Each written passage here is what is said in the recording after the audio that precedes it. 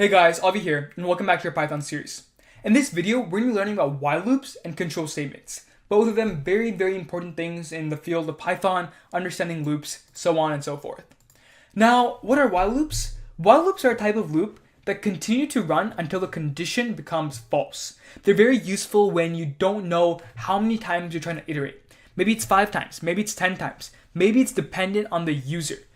Basically, when that condition you have becomes false, then the while loop stops running.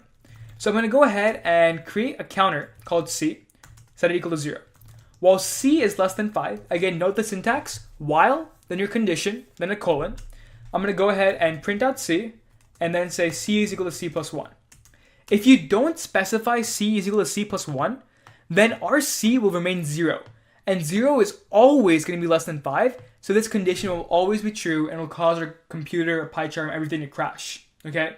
So always make sure that somehow, somewhere, your condition over here is becoming false. Alright? So that's basically while loops in a nutshell, guys. Very straightforward. Okay? You have a condition, make sure the condition is false, and the while loop will always run this code until the condition is false. What's more interesting, however, are the 3 control statements you use in loops. These 3 control statements are very useful in changing the path a loop normally takes. The first one is break. So let's go ahead and reset. C is equal to 0, while c is less than 5. Okay, I'm going to go ahead and print c. And then I'm going to say if c is equal to 3, break. So break is the first control statement we are learning today. Okay, so we have 0, 1, 2, 3, and then the code stops working. As you guys can probably tell, what does break do? It terminates the loop.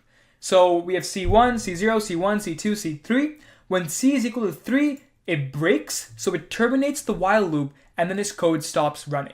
So break is very useful when you've gotten the result you wanted, or you've gotten the output you needed, and now you just want to stop the loop. That's when you use break. The second statement is continue.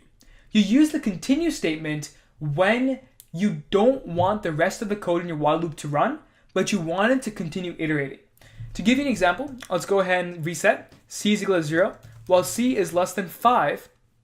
Okay, I'm going to go ahead and say if c is equal to 3, continue, otherwise print c is equal to c plus 1. Okay, I did make a mistake here, but I want you guys, just looking at this code, tell me what's going to happen. When c is equal to 3 is going to be equal to 3. That's true. It's going to continue. It's going to skip all of this code. Then it's going to come back over here. 3 is equal to 3. Continue. Skip all of this code. It's going to be recursive, and our code is probably going to crash. Okay, so as you can see, it hasn't terminated, and our code is still running, and it's basically stuck in this loop.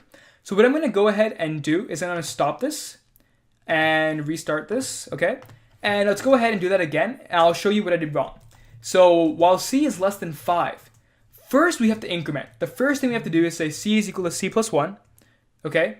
And then we can say if c is equal to 3, continue, otherwise print c. Now what's going to happen is it's going to say 1, 2, hits 3, but when 3 is equal to 3, which is true, it continues, i.e. it skips this line of code and goes back to the top. Then it increments it, c is now 4, and then it prints out 4, then 5. That's continue.